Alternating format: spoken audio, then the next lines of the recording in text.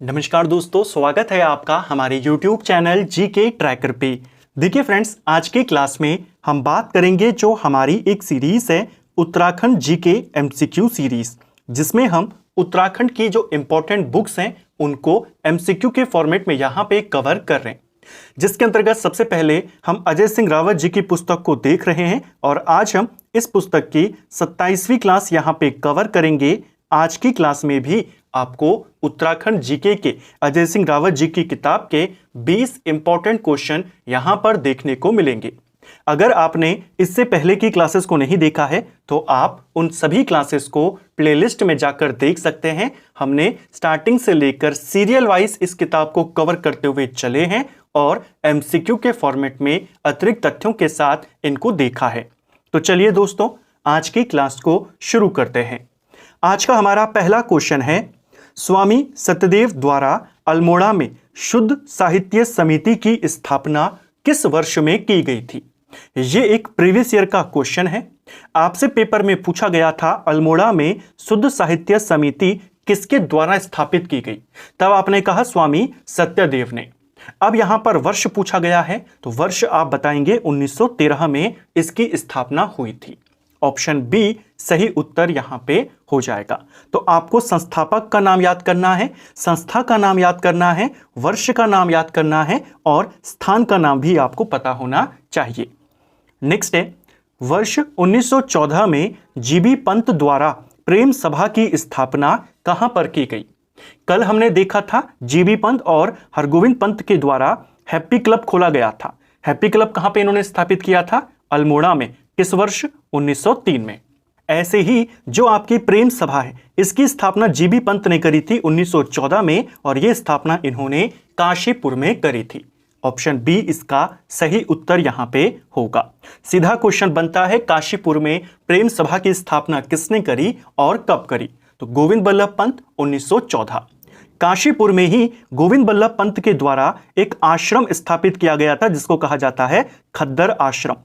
खद्दर आश्रम किसने स्थापित किया काशीपुर में? गोविंद बल्लभ पंत, और इसकी स्थापना 1918 में की गई थी। ठीक है।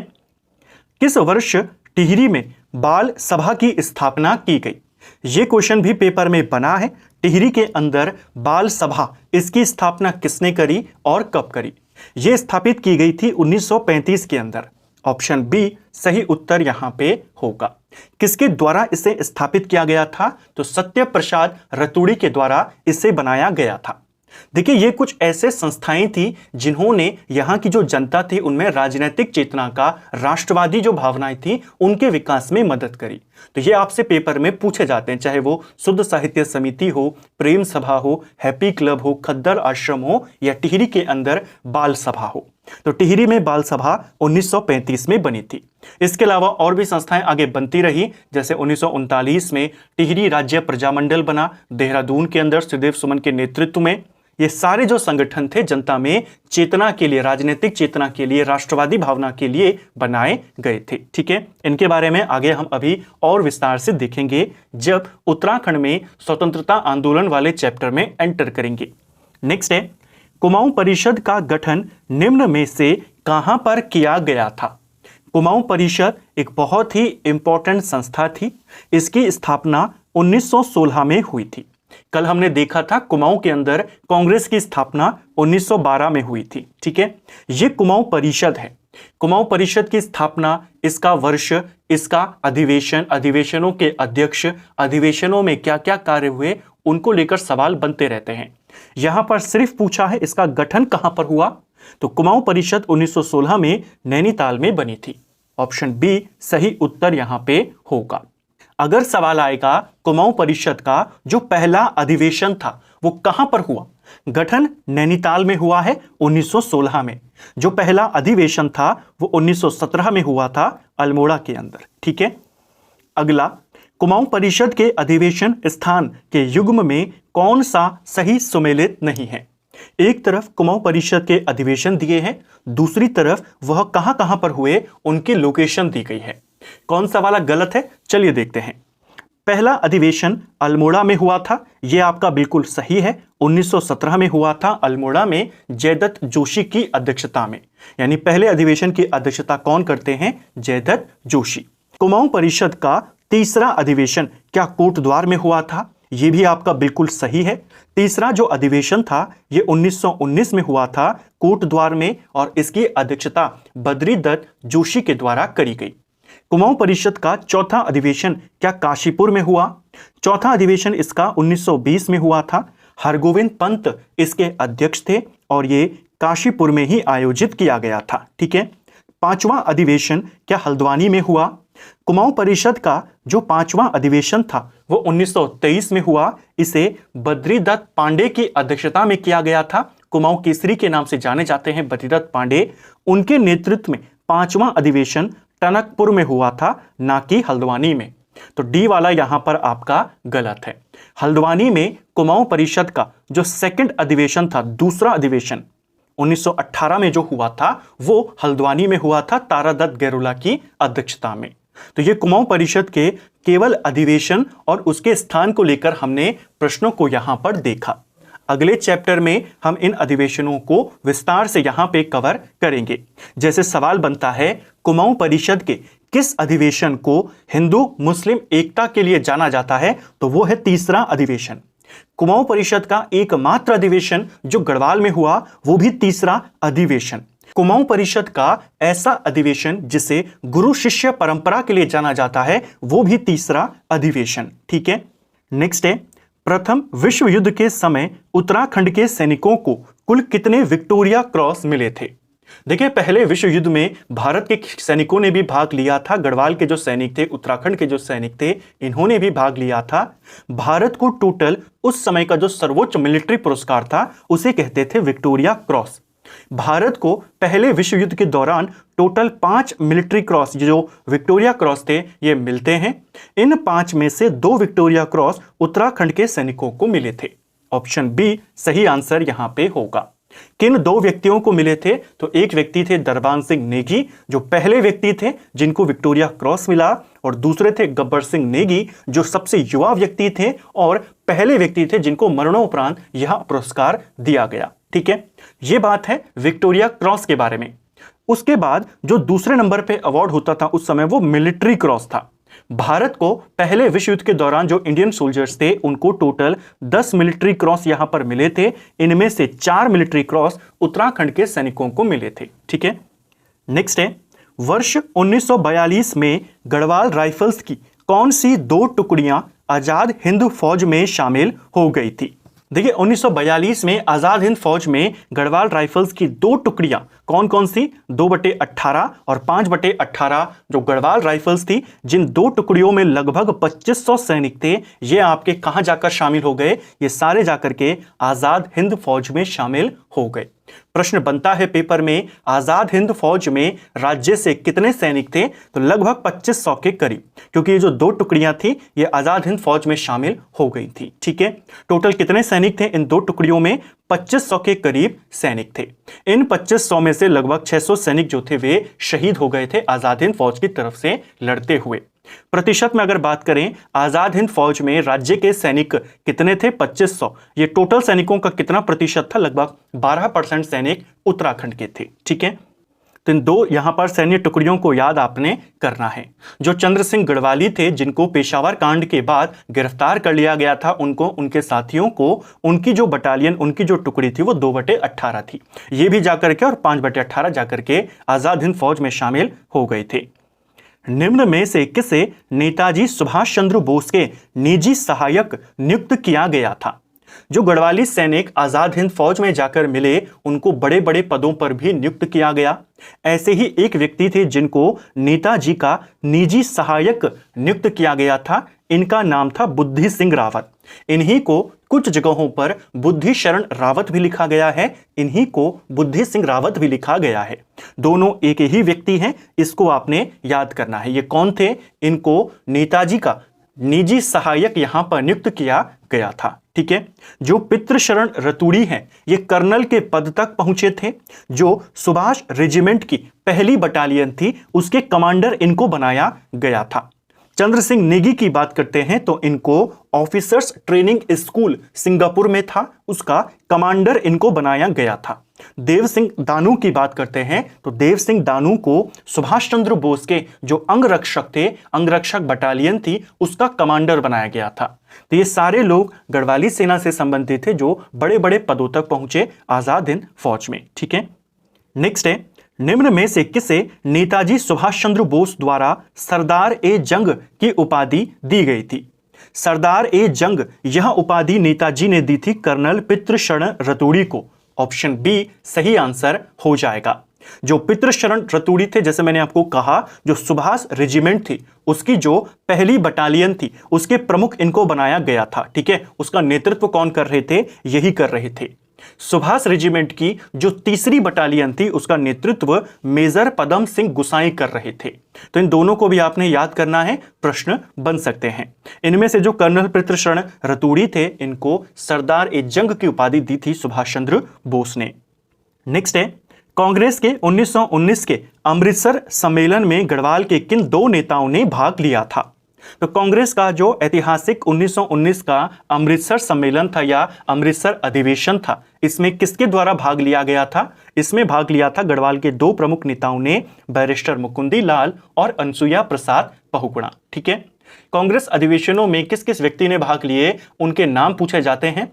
3 व्यक्तियों के नाम खासकर आप याद कर लीजिए। सबसे पहले कांग्रेस का जो 1886 का कलकत्ता अधिवेशन था उसमें किसने भाग लिया? तो ज्वालादत्त जोशी का नाम आप याद करेंगे। फिर 1918 के अमृतसर अधिवेशन से सवाल आता है, उसमें किसने भाग लिया? और भी लोग थे लेकिन जो प्रमुख हैं उनके नाम पूछे जाते हैं, बैरिस्टर मुकुंदी लाल और अनसुईया प्रसाद बहुगुणा जो गढ़वाल की तरफ से गए। और इसके अलावा 1929 के अंदर जो लाहौर अधिवेशन हुआ था कांग्रेस का ऐतिहासिक, उसमें कुमाऊं का नेतृत्व किसने किया? तो वहां पर नाम आता है हर्षदेव औली। ठीक है, इन 3 अधिवेशनों के बारे में आपको पता होना चाहिए। नेक्स्ट है, श्रीनगर सम्मेलन जिसमें जवाहरलाल नेहरू ने भी भाग लिया था किस वर्ष में हुआ था? देखिए, श्रीनगर सम्मेलन जो था इसे भारतीय राष्ट्रीय कांग्रेस का विशेष अधिवेशन भी कहा गया है। इसका जो आयोजन किया गया ये 1938 में हुआ था। ऑप्शन बी सही उत्तर यहां पे होगा। इस अधिवेशन की या इस सम्मेलन की जो अध्यक्षता करनी थी वो आचार्य नरेंद्र देव को करनी थी, लेकिन आचार्य नरेंद्र देव यहां पर पहुंच नहीं पाते हैं। उनके स्थान पर इस अधिवेशन की अध्यक्षता कौन करते हैं? प्रताप सिंह करते हैं। इनका नाम ध्यान रखेंगे। ठीक है, इस अधिवेशन में जवाहरलाल नेहरू भी भाग लेते हैं और उनकी जो बहन थी विजय लक्ष्मी पंडित वो भी इसमें शामिल होती हैं। कुछ जगहों पर दिया है कि नेहरू इसकी अध्यक्षता करते हैं, ज्यादातर दिया है प्रताप सिंह नेगी ही इसकी अध्यक्षता करते हैं नरेंद्र देव के स्थान पर। ठीक है, तो आपने पहला रेफरेंस इन्हीं को देना है। फेमस है क्योंकि यहां पर नेहरू भी शामिल हुए थे। एक और वजह से यह सम्मेलन प्रसिद्ध है, इसी सम्मेलन में पहली बार गढ़वाल और कुमाऊं को मिलाकर एक अलग राज्य बनाने की मांग करी गई थी। तो पहली बार एक अलग राज्य की मांग कि गढ़वाल और कुमाऊं को मिलाकर के एक नया राज्य बनाया जाए, वो इसी अधिवेशन में हुआ था। ठीक है, तो दोनों बात आपको ध्यान रखनी है। अध्यक्षता को लेकर के मैंने कहा कुछ जगहों पर नेहरू का भी नाम है, ज्यादातर प्रताप सिंह का नाम आपको मिलता है, और दूसरा पहली बार गढ़वाल और कुमाऊं को मिलाकर के एक नए राज्य की मांग। नेक्स्ट है, प्रताप सिंह नेगी द्वारा गढ़वाल जागृत संघ की स्थापना कब की गई थी? तो गढ़वाल जागृत संघ जो था इसे प्रताप सिंह नेगी ने बनाया था और इसकी स्थापना इन्होंने 1938 में ही करी थी। ऑप्शन बी सही उत्तर यहां पे होगा। जो ये गढ़वाल जागृत संघ था इसका अध्यक्ष कौन थे? तो इसके अध्यक्ष बने थे प्रताप सिंह नेगी। इसका जो सचिव बनाया गया था वो किसको बनाया गया था? तो उमानंद बर्थवाल को बनाया गया था। ठीक है, डोला पालकी समस्या की सूचना महात्मा गांधी को किसने दी थी? तो देखिए, डोला पालकी आंदोलन के बारे में आपने कई बार पढ़ा है। डोला पालकी की जो समस्या उस समय इस क्षेत्र में थी, इसके बारे में महात्मा गांधी को जानकारी दी गई थी रमेश चंद्र बहुखंडी के द्वारा। ऑप्शन बी सही उत्तर यहां पे हो जाएगा। जैसा आप जानते हैं जो उस समय डोला पालकी प्रथा चलती थी कि जो नीची जाति के लोग माने जाते थे उनको डोली पालकी में बैठने की अनुमति नहीं थी। अगर कोई बैठता भी था तो उनके साथ मारपीट कर दी जाती थी। यही जानकारी जो उस समय प्रसिद्ध समाज सेवक थे, समाज सुधारक थे, रमेश चंद्र बहुखंडी, ये महात्मा गांधी तक पहुंचाते हैं। महात्मा गांधी इस प्रथा से संबंधित जो जो अत्याचार यहाँ के लोगों पर हुए उनसे काफी ज्यादा आहत होते हैं और वो घोषित करते हैं कि जो जो लोग इस प्रथा का पालन करते हैं कि नीची जाति के लोगों को नहीं बैठने दिया जाएगा, उन्हें सत्याग्रह में शामिल होने की आवश्यकता नहीं है, उनको उससे वो बाहर कर देते हैं और कहते हैं कि जब तक गढ़वाल की जनता इस पर प्रतिबंध नहीं लगाती, जो गांधी जी के आंदोलन है वो भी यहां पर नहीं चलेंगे। इसी को देखते हुए फरवरी 1941 में लैंसीडॉन के अंदर एक सम्मेलन का आयोजन किया जाता है। इस सम्मेलन में जो डोलापाल की प्रथा चली आ रही थी कि केवल ऊंची जाति के लोग ही इसमें बैठेंगे, इस प्रथा पर प्रतिबंध लगा दिया जाता है, जिसे पूरे गढ़वाल में स्वीकार भी कर लिया जाता है। 2 लोगों को नियुक्त किया जाता है जो देखेंगे कि जो नई प्रथा करी है कि कोई भी बैठ सकता है, उसका पालन हो रहा है या नहीं हो रहा है। वो 2 लोग कौन थे जिनको इसके लिए नियुक्त किया गया था? वो थे, एक थे कमल सिंह और दूसरे थे बलदेव सिंह आर्य। तो इन दोनों को भी आपने ध्यान रखना है। तो लैंसीडॉन में डोला पालकी के विरोध में जो सम्मेलन हुआ था जिसमें इस प्रथा को खत्म किया गया कि केवल ऊंची जाति के लोग बैठेंगे, वो कब हुआ? फरवरी 1941 में। उसके बाद किन 2 लोगों को यह जिम्मेदारी दी गई कि जो भी व्यक्ति दूसरे लोगों को मना करे बैठने से, उनको रोका जाए। वो इन 2 लोगों को यह जिम्मेदारी दी गई थी। ठीक है, नेक्स्ट है, पहाड़ से बहकर आने वाली मिट्टी व बारीक बालू के जमा होने से बनी स्थली को क्या कहते हैं? सिंपल सा क्वेश्चन है, आसान सा प्रश्न है। पहाड़ से बहकर आने वाली जो मिट्टी है और बारीक बालू है, इनके जमा होने से जो स्थल बनता है उसे तराई क्षेत्र कहते हैं। ऑप्शन सी सही उत्तर यहां पे होगा। और जो कंकड़ पत्थर से मिलकर बनता है उसे भाबर क्षेत्र कहते हैं। तो तराई क्षेत्र और भाबर क्षेत्र। ठीक है, नेक्स्ट है हमारा, भाबर क्षेत्र के संबंध में निम्न में से कौन सा कथन गलत है? चलिए देखते हैं यहां पर कौन सा वाला कथन भाबर के संबंध में गलत है। एक अंग्रेज अधिकारी था जिसका नाम था E.A. स्मिथ और इसके द्वारा भाबर के बारे में कुछ वर्णन दिया गया है, उसी को लेकर यह प्रश्न है। चलिए देखते हैं। पहला, यह क्षेत्र वह पथरीली धरा है जो कुमाऊं हिमालय की जड़ पर स्थित है। बिल्कुल सही है, पथरीली पूरा इलाका है और हिमालय की बिल्कुल तलहटी में यह बसा हुआ है। नेपाल की ओर इसके छोर पर पूर्व दिशा में शारदा नदी बहती है और पश्चिम में बोरा नदी और कालाडुंगी नगर स्थित हैं भाबर के। ये कथन भी सही है। यह धरती ऊबड़ खाबड़ युक्त है जिसकी ढलान उत्तर दिशा की ओर है। यहां पर इसको थोड़ा सा चेंज किया गया है, उत्तर दिशा की नहीं, ये दक्षिण दिशा की ओर है। ऊपर से तो पहाड़ आ रहे हैं, दक्षिण की ओर ही इनके ढलान होगी। तो तीसरा वाला गलत है, आपको गलत ही बताना था।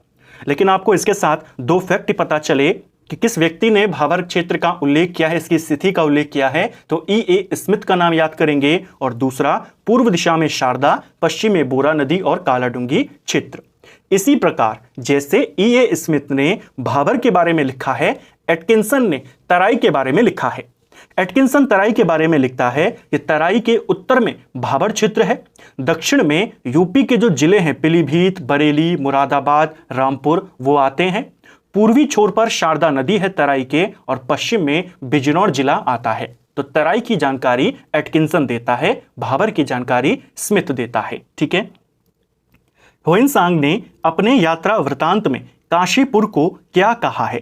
तो ह्वेनसांग ने काशीपुर की यात्रा कब करी? पहला क्वेश्चन तो यह है।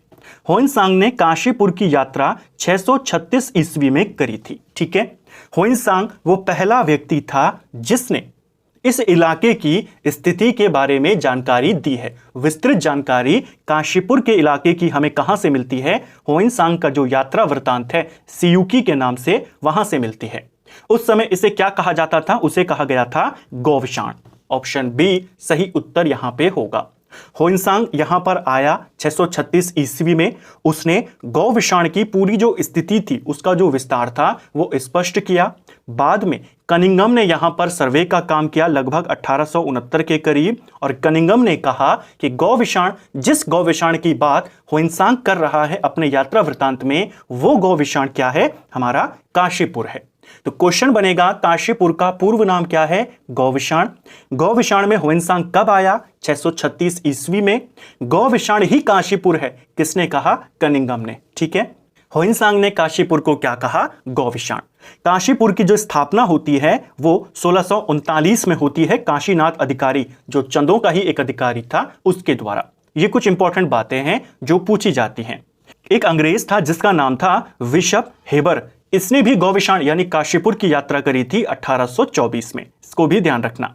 नेक्स्ट है, आईने अकबरी में तराई के कितने महलों का उल्लेख किया गया है?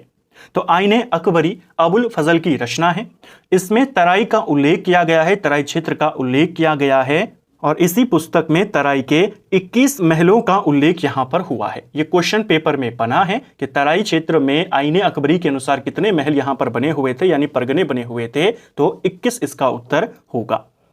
अकबर ने किस चंद राजा को नागौर की लड़ाई में भेजा था?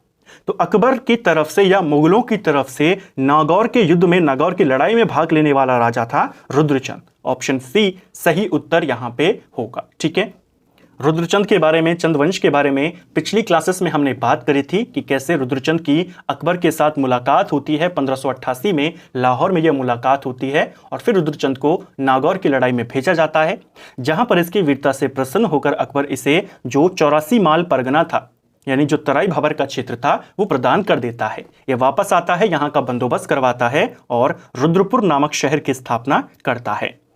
तराई क्षेत्र में स्थित मुंडिया परगने का वर्तमान नाम क्या है? तो मुंडिया का परगना किसको कहा जाता था? यह क्वेश्चन पेपर में बन चुका है, यह कहा जाता था बाजपुर को। ऑप्शन बी सही उत्तर होगा।